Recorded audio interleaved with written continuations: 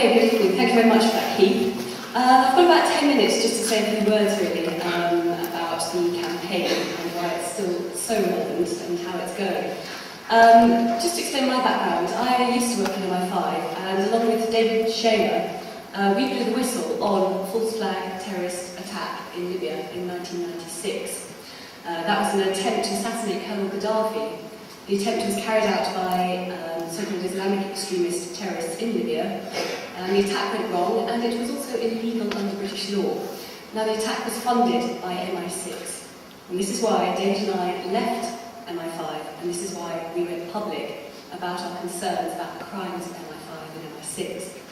So I just want to say that as a sort of a contextual background, because what we're really discussing tonight is the possibility of a false flag terrorist attack on 9/11. Certainly, what is clearly established now in terms of a growing body of evidence is that the official version of what happened on 9/11 just does not add up. And we can tell that from eyewitness testimony, we can tell that from whistleblower testimony, and we can see that from scientific evidence. How far you go from that point is really your personal journey, what you can discover and do your own research. But I can say categorically that there is a very good chance that this was an inside job, carried out by rogue elements of the American administration. And the only thing that makes that possibility unique is the sheer scale and horror of that day. Because false flag terrorism is a standard weapon in the arsenals of governments and spies. Britain used it in the Libyan plot. Mossad certainly uses it on a number of occasions, one of which, again, David Shaler blew the whistle on, which was the bombing of the Israeli embassy back in 1994 in London.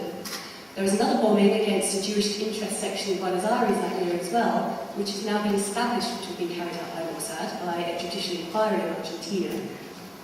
And also the case of tragic Alexander Litvinenko. Now, it's interesting in the British press before Christmas, they always described him as a Russian dissident.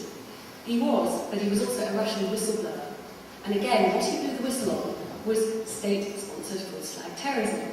In this case, some apartment blocks were bombed in Moscow in 1999, and that was blamed on the Chechens, and that was used as a pretext for the atrocious war in Chechnya, which has seen whole-scale abuses of human rights. Now, it turns out, of course, that that was carried out by the modern, fluffier, rebranded version of the KGB, which is now called the FSB. That is what Litvinenko blew the whistle on, and that might well be the reason why he paid the ultimate price. So, this is something that does go on. As I said, it's a standard weapon in the arsenal of spies and governments. And once you accept that, you have to look at any major terrorist atrocity and look at the evidence to see where it leads you. And that really is the premise of tonight's talk. And also to look at how an atrocity like that can be used. I mean, the way that 9/11 has been used is just appalling. It's taken us into illegal and unjustifiable wars in the Middle East. It's resulted in the deaths of hundreds of thousands of innocent people in Iraq alone.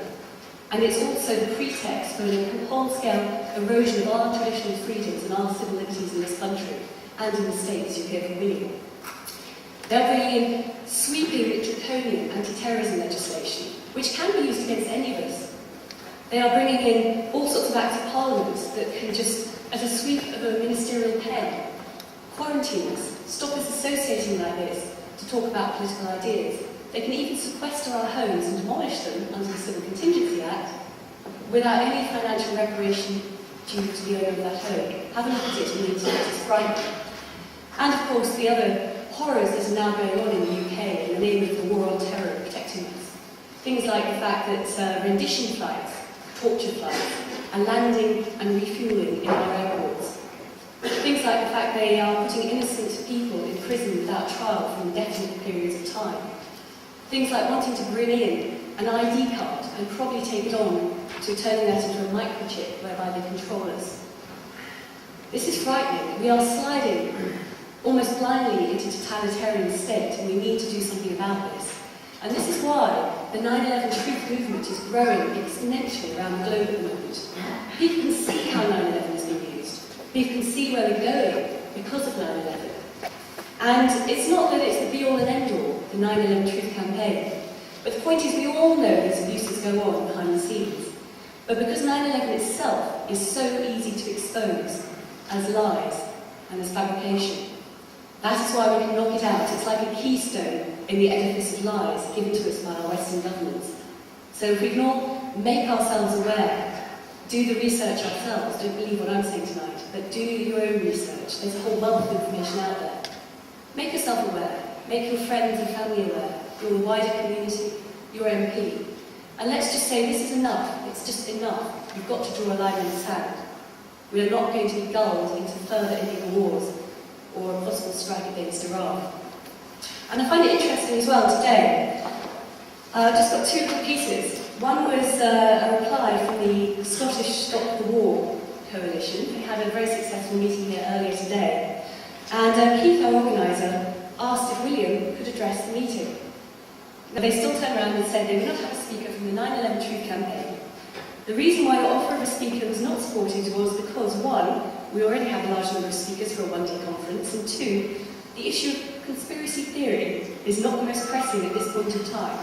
Now, I really do fail to see how Stop the War, who are trying to stop further wars, are not interested in trying to analyse the possible cause of those wars.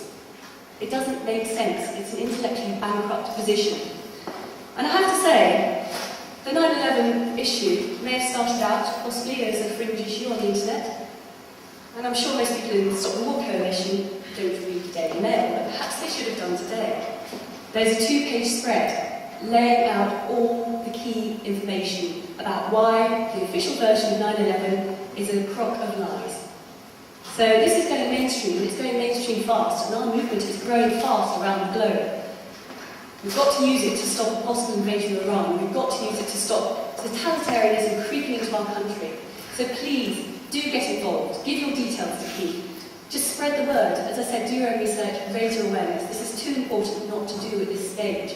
We do not want to be the generation that gives away our democracy in our country, and our children have to live in a police state, and that is the way we are going. So use this as a weapon to stop that slide away from democracy.